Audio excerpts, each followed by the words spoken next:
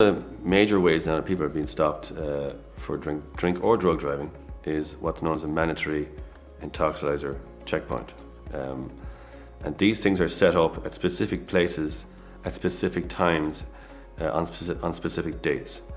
Guards are given permission in writing from an inspector, and the inspector will say that on this date, in this place, between the hours of 3 p.m. and 5 p.m. or whatever it is, I want a checkpoint set up.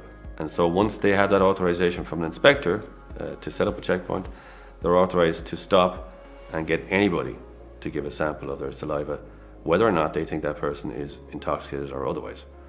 You could be perfectly fine, but they can ask you to provide a specimen of your saliva using a device that they give you, and you must provide it.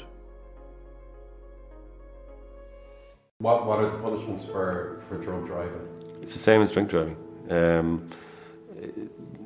The limits are set. You're allowed to have a kind of minute amount of substances in your system, but it's set at such a low level, it just about gets past the reality that you might have had in your system due to passive inhalation because somebody next to you was smoking.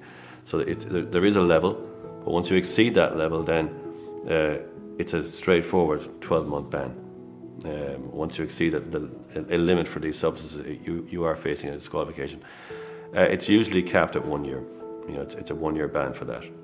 Drink driving is kind of graded depending on levels, but in drug driving at the moment, it's 12 months. Road traffic it's something that really affects people a great deal. I mean, what you discover with road traffic is that it means a lot to people. Because if they're being prosecuted for drink driving or sometimes drug driving, dangerous driving, careless driving, driving whatever, speeding, the consequences of those things are pretty severe sometimes for people. And the people that I tend to represent all tend to be quite nervous of court.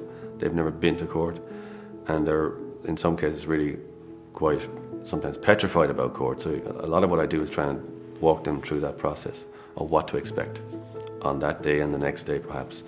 But I try and guide them through the process because it's completely alien to them. They've never been there.